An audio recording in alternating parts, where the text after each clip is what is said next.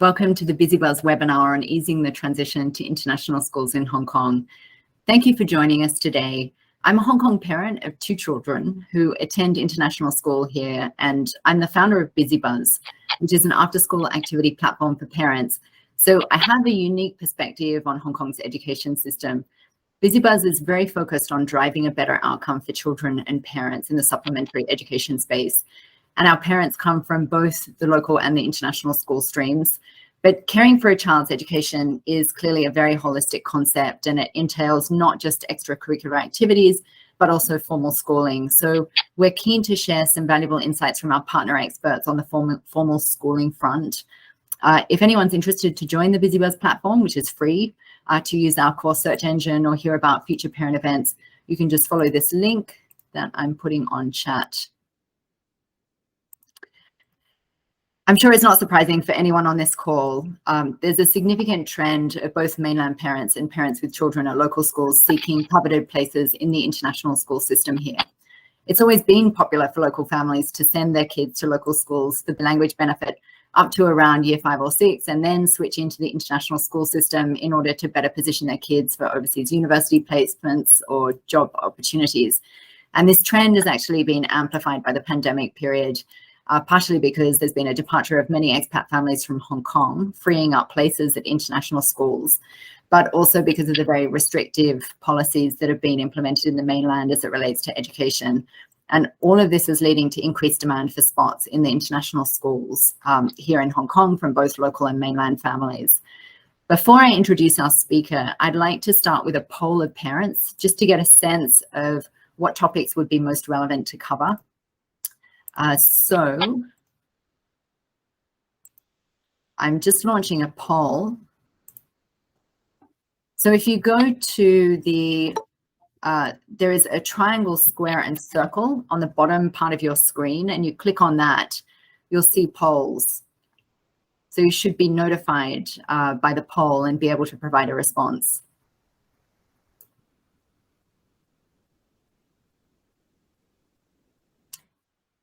Okay, we've got 1 vote for primary admissions. So I think Juliana is going to skew her content. So now is the opportunity to pipe up if you want to cover a specific area. Okay, 1 vote for secondary. Sorry, for people that have just joined, we're doing a poll just to understand better what topics the audience wants to cover, if they're more interested in kindergarten admissions, primary admissions, or secondary admissions. So feel free to provide a vote. Okay, we still have people joining.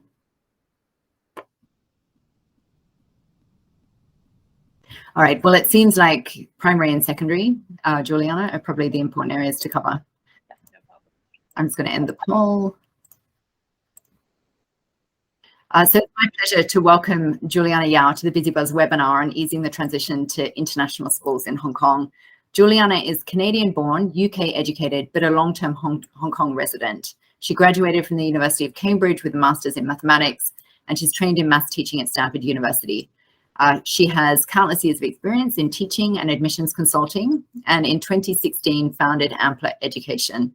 Her exposure to different education systems and her teaching background make her uniquely positioned to help parents and children transition to the international school system, as to her years of experience helping students gain admission to top international schools and universities. Now, the format for today's webinar is casual Q&A, so we do welcome questions at any time. And if you'd like to ask a question, go to the same icon that I mentioned before, the triangle, circle, and square on the bottom right of your screen, and you can type in your questions there. Then at the end of the webinar, Juliana will address them. So Juliana, what are the main reasons local families weigh up shifting from the local school system to an international school? So there's quite a lot of reasons, but I think the 3 most common ones I've seen are that parents want their kids to learn in a relaxed way, because local schools, the focus is more on rote learning and the system can be quite rigid. And also the one-size-fits-all approach might not be suitable for everyone. So there's a lot of pressure placed on exams and homework, leaving little time for extracurricular activities. Whereas in international schools, kids can actually enjoy inquiry-based learning in a more relaxed way.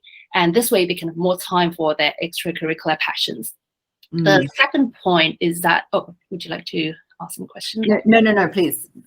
And the second point is that they would like their kids to acquire English proficiency so that they can speak English like a native, and also to strengthen skills such as problem solving, critical thinking, presentation, and creativity. And which brings me to my third point, which is to provide a smooth transition for studying abroad in the future, as a lot of parents consider sending their kids to boarding schools or universities abroad after joining the international school for a few years.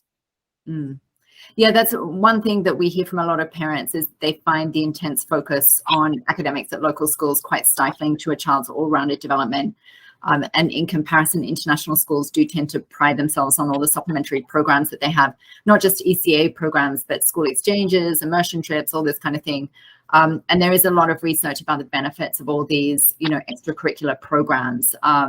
And actually, we do list some ECA programs for international schools on our platform. So just wanted to let people know. Okay. So moving on, I'm sure you interact with families from the mainland as well. Do you feel that they have similar motivations for exploring the international school system here? Yeah, I see that the motivations for mainland parents are kind of similar. So for the mainland families immigrating to Hong Kong, they see international school as like a stepping stone for future studies overseas, or as an easier way than the DSE system to get into like a top Hong Kong university. And it's also a great way for them to improve their English and to increase their critical thinking, as these aren't things focused in mainland schools. Okay. And so when is the right time for kids to be applying for international school? Is it basically when there is the big incoming years of, say, year 1 and year 7, or is it, other times, ad hoc times as well? Yes. Let me share a screen with you.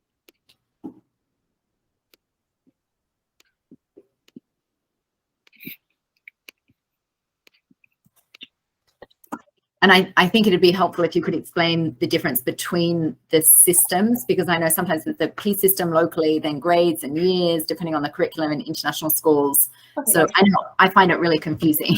Yeah, sure. Can you see my screen? No, not yet.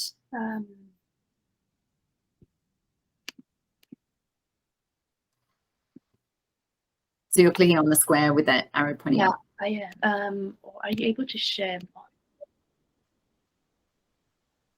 Chloe, do you want to see if you can help?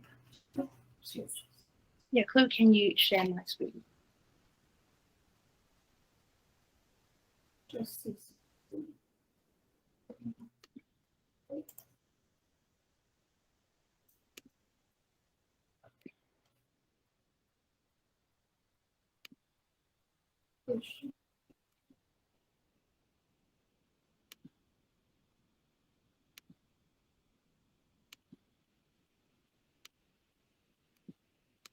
Okay, here it's coming through. Okay, so we can see that now, Juliana. Okay, that's great. So it's the third slide with all the different grades and the age systems. Okay, Chloe, just go to page 3, please. Yeah, perfect. Yeah, so here we can see, like, for Hong Kong, there are two most common types. So there's the American-based one, which is from K to 12, so like kindergarten all the way to grade 12, and also the UK one, which is up to year 13. So the general rule of thumb is, if it's grade, you add 1, which will be converted to the year. So the most common entry points would be for K1, which is like when they're 3 years old, and then year 1, which is when they're 5 years old, year 7, which is when they're 11 years old, and also for year 9, which is when they're 13 years old, because that's when a lot of students are going to boarding schools. So that also frees up a lot of spaces. Got it. Okay, so those years are mainly because there's more capacity at the international schools then? Yes, that's right. And also for year 7, that's this change to secondary school. So usually a lot of schools open up an extra class. Okay, got it. And so you mentioned year 7. So what does that mean for a local student going through the application process? So do they finish local primary school, or they apply in P5? Yeah, so if they want to join year 7, then they should be applying it at the end of P4 or the start of P5, which is the equivalent to year 6. So that will leave them like a year for the admissions test and to get the results. So they won't be able to finish primary school by that point. Unless they are really young, then they can take an extra year, so joining year 7. Okay, and then for mainland children, when would they normally join? Normally, we'd advise them to join as soon as possible when the gap in the English fluency isn't as big, because generally, I think they receive their first English classes in school in 3rd grade in primary school, compared to like from kindergarten in Hong Kong. So it's best to apply before the gap widens in the English proficiency. Okay, and then for older kids that miss the year 7 entry point, I guess parents are really focused on understanding the different examination and curriculum streams. Could you walk us through that? Because again, in Hong Kong, I guess there are some international schools that have the 2-year IB program and A-levels, and then they have something like MYP in the years leading up to that, whereas other schools seem to have those same programs, but they also have IGCSE, for example, in year 10. Yes, that's right. Chloe, please could you go to the next slide? Chloe, did you hear that? Yep. So, yeah, that's right. So there are quite a lot of different systems. So usually for like before they go into the last 2 years in high school, there will be the MYP or the IGCSE offered. And then you can see the different schools like having the different systems. So what we recommend is if they are if they want to go for like A-level, then obviously GCSE will be the more natural routes for them. But then for IB, it could be either the IGCSE or MYP. So depending on their age group, if they want to have like an external qualification, I think the GCSE would be a better option, because it's good for university applications. And also certain subjects can get exempt from, like for example, IELTS. They don't have to take the IELTS exam when they're applying for university with the GCSE English qualification. Okay. It also depends on the age group of the students. So for example, if they are at Form 1, like a local school, then they can join year 9 or 10, which is sort of GCSE. But if they're already at Form 3, like at the local school, then which is equivalent to year 10, and they can't really join year 11 because that's the year when the school's are already taking GCSE. Okay, so the advice would be to be earlier rather than later, don't leave it too late. Yeah. If it's too late, that's also fine. Like for the final 2 years, they can either choose the IB or the A-levels. Okay, got it. And are there other considerations that parents should take into account when choosing to send their kids to international schools? So for example, you'd mentioned, I guess, when the kids are older, then English is likely to be better. I mean, what do you think about culture shock? Older kids more emotionally mature, and therefore they're able to adjust to the different learning style much more easily, as well as coping to the different, instruction and different sort of peer interaction. And how do you think about those aspects? Yeah, so I think, well, yes, so it depends on the motive of parents. Like, why would they want to send their kids to international schools in the first place? Is it because they want them to like gain the English proficiency? If so, then it's definitely best to send them earlier. But if they want to send them as like a stepping stone to boarding schools in the future, then they also need to think about the timeline. So don't leave it till too late, because they might, I've seen cases before where kids might finish primary school at a local school, and then they go on to international school for just 1 or 2 years, and then they go into boarding school again in the future. So if for year 9. And I think that might not be a very good transition, because they're only able to stay at the international school for just 1 or 2 years. Okay, got it. So just a reminder, we had some late joiners. If you do want to ask questions, can you go to the triangle, circle, and square feature in the lower right corner of your screen, and then you can type in your questions there, and then Juliana will address them at the end. So Juliana, taking a step back from the question of when, maybe more broadly, what are some of the key factors that a parent should take into account to increase the likelihood of a successful application? Are there considerations around, what passport to use to apply, or, other aspects that parents should take into account? Yeah, sure. Chloe, please, can you go on to the next slide? So, yeah. So actually, we can cover this first. Sorry, this is the most suitable school. Sorry, I'd asked about how to improve the success of admissions, but this is actually also equally important. How do parents think through which international school is going to be most appropriate to their child? Because I'm assuming it's not just about choice of curriculum. There are so many other factors: a child's personality, their interests, etc. So yeah, please feel free to do this slide. Yeah. So again, so there are loads of different factors that they will take into consideration when choosing schools that best suit the child. And I think it really depends on the ages and also the personalities of the children. So usually families with older children, they would place more emphasis on the curriculum because that would influence where they would send their kids for either boarding school or universities. So the curriculum will play a larger part when the kids are older. But for younger ones, then they want more all-rounded development for them. So like with a high focus on creativity or other extracurricular interests like sports or arts and music. And as you mentioned, like the nationality, like the passport they hold, that also affects them. So for example, quite a lot of schools, they do give priority to students with that passport, like for example, Germans, German Swiss, or like French. And for a lot of schools, they also have a quota, and they're required to allocate at least like about 70% of the school places to students who hold passports other than the Hong Kong ones.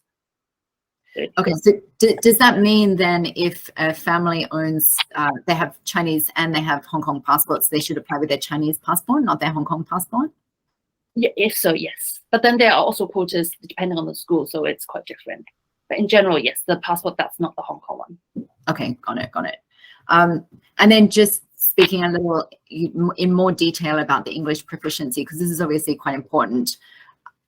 So how do parents and the child as well think about the level of English proficiency that's required for not only adjusting once they've, they entered the school and they have to learn in an English environment, but also for parents that have to get prepared for the interview, for example?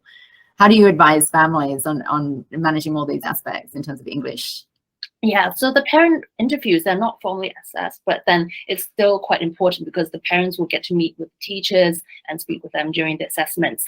And I think that family influence on the child is really important because the schools do look at like how often do you speak English with your kid, either at home or like when you're outside, and how much time do you spend together doing different family activities.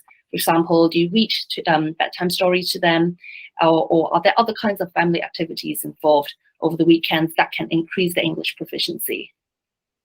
Okay, got it. So proficiency in English or some demonstration of familiarity is quite important. Yes. Just for the benefit of the parents on the call, we do have lots and lots of English courses that are available on our platform. So I'm just putting in a link there. We are very focused on children, not parents, unfortunately, but we have your kids covered. So setting aside all the parental decisions around the when, what, and how of school admissions, how can a mum or dad best prepare their child who may be used to a local school system or a system that has a high degree of structure, clear right and wrong answers, lots and lots of homework, and then to adjust to the shifting culture that accompanies a move to an international school? Can you prepare your child to think more abstractly or be more proactive or deal with that culture change? Yeah, I think parents can definitely prepare their kids. For example, parents can help their children improve their English language skills so that they can integrate easier once they start at the international school. They can also encourage their children to ask more questions at home so that they can get used to the teaching style at international schools, because there'll be more discussions involved. And also parents can ask children more questions about daily life, like how things work, and then encouraging them to think outside the box. And lastly, I think parents can also educate your children about diversity and cultural differences through watching news and documentaries together and then discussing afterwards. Okay, they're great suggestions. So I know we glossed over how to ensure your application is likely to be more successful. Are there any tips that you have for parents on that front that we haven't covered? I know you've got a lot of slides that we've kind of skipped through. Yeah. So for kindergarten entry, it's mostly like play-based learning. So it will be where they have group activities where kids can interact with others. So the general advice we give for parents is like they can either join our courses and they can also like encourage them to like do simple activities or tasks at home. For example, like tying their own shoelaces, just trying to train them to be more independent. Whereas for older children, then there will be more assessments involved with like English and maths. For English, there'll be reading and writing. And also we encourage them to at least have some kind of preparation so that they are familiar with the testing format and also the content that's involved. Actually, I'd heard from some actually people that conduct the admissions screening at these international schools, that for the really young ones, they're not only looking at, I guess, how a child socializes, but they're even looking at very, very detailed aspects of how that child moves, how they hold a pen, to try to get an indication of their fine and gross motor skills. Because obviously for the kids that are really young, it's difficult to be able to measure their math skills, or, you know, that, I mean, how do you actually properly assess the child's potential academic performance? And I think one way they do it is by closely observing motor skills, because of the correlation with cognitive development. So just for the benefit of the parents, I think, you know, if there's anything that you can do, any additional preparation, obviously, you know, it goes beyond just having that child be comfortable in a conversation style or properly socializing with their peers. So yeah, I do think some of these preparation classes, or spending time with that child on all these aspects, can be really, really helpful to prepare them. Yeah. Do you want to go through any more slides here? No. Well, I think we go back to the first slide. Can Chloe present it? Chloe, do you want to keep going? Yeah. Present it. Yeah, so here are some of the pros and cons. I actually see some parents like complaining about like not having enough homework from international schools. So but that's usually for primary school level. Yeah, because it's not as structured as local schools. So usually the kids do have a lot more free time. I think that's a good opportunity for them to actually explore their interests. Yeah, and I would say the one thing about ECA programs that are really useful is that it does allow a child to develop those hidden talents, and that obviously allows them to grow their self-confidence, their self-identity, and, you know, having a talent is really useful for later college applications and school admissions, right? Yes, that's right. And I think that's the best time for them to actually develop it, because once they reach high school, there's not much time for them to actually start a new hobby. Yeah, agreed. Okay, great. So let me just go and look and see if anyone has put any questions in the question area. So there are no questions currently. Do parents have any questions that they'd like to ask Juliana about particular schools, about the admissions process? I guess one thing that's worthwhile pointing out, you do run courses that basically help. I'm just going to put another link here. These are some courses from Ampla, and you help a child prepare for international school assessments. So it's designed to, I guess, encompass all those things you mentioned: reading comprehension, writing, verbal skills, math, test taking strategies, interview preparation, etc. So would this be more suitable for older kids, or do you basically do a custom program depending on the age of the child? Yeah, we do custom programs depending on the ages. So for older ones, they're usually standardized tests, but then for younger ones, as you mentioned, they also look at the motor skills as well. So we also help them develop those parts. Okay, got it. And so typically, how long should a parent set aside to prepare their child? Or either the interview process, or does it depend on the child? I mean, how do you advise parents? Yeah, normally we recommend at least 3 to 6 months, but usually sometimes some parents only get the notification like just a few weeks before the assessment. So we've also done like short intensive courses as well. Okay, fantastic. So I'm just checking the Q&A area. Still no questions from people. Here we go. My child is in K3. We want to look at grade 2 admissions since we missed applying in grade 1. Okay, so could you offer some advice in terms of helping when the child is in K3? Yes. So, so for K3, yeah, I think we can go back to the charts, the search page. Slide 3, I think. Yeah, perfect. Yeah, that's right. So if you're already at K3 now, so you can still join the schools for the other entry points, but then there might not be as many places, so you might be on the waiting list. Whereas if you wait till the next one, that would be finishing primary 5 at the school, so you can join straight in year 7 or grade 6. I think that would be a good entry point. And also depends on your current school. So some parents think like it's quite good to stay at the local school for the primary school years, just so they can have a stronger foundation in Chinese and maths. And then how many different international schools do you advise a parent apply for? And I guess it depends. I mean, if you're talking about, say, maybe grades 1 or 7, then clearly there's a bigger chance of getting in. So probably you don't have to apply to as many. But if you're, for example, K3, would you say apply for more and then you just wait to see which waiting list is shorter? Yes. So if you're applying for a year, that's not a common entry point, then I'd recommend applying for more, for maybe 5 to 6, just so you can, because a lot of them you might be waitlisted and you might get just deferred to the next year. So there's a lot of waiting time there. But for years that are more common, so for example, year 7, then I'd recommend focusing on just 3 to 4 schools, because you still need to take the assessment for each school, which is quite a lot of, which does put a lot of pressure on the student. Yeah, and also on the parents having to complete all the applications. So we have a question from Simon. Will it be too late for students to go to international schools after finishing the local school Form 1 or 2? So I guess, Simon, perhaps you joined late, but Juliana, would you mind recapping? Yeah, sure. So if they finish Form 1, actually it's not too late. So they can join year 9 for like a UKE system, which is sort of the start of the GCSE curriculum. So they can still have like a 3-year course before they take the actual exam. And it's still possible after they finish Form 2, because the GCSE curriculum is at least 2 years, so they can join straight in year 10. Okay, great. I'm concerned about my child's social development in an international school, as the culture will be quite different from local school. Is there anything I can do to prepare him? So I think you had some great tips before. Would you mind repeating some of those tips? Yeah, sure. So I think definitely like improve their English level, because that will help them to integrate easier and to make friends easily. And then also to encourage them to ask questions at home. And also parents should also ask them a lot of questions, just to help them to think outside the box. And also educate them about like different differences in culture and diversity.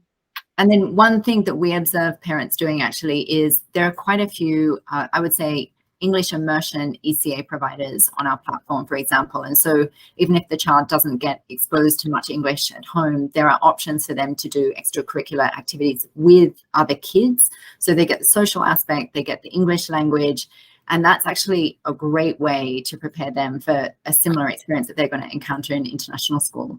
So we have, education providers that hold classes in visual arts or drama or whatever it is, but they do these classes in English. And so it's, it's a great group exercise and also language exercise. Okay, great. I don't think anyone has any more questions. So with that, I think we will bring the webinar to a close.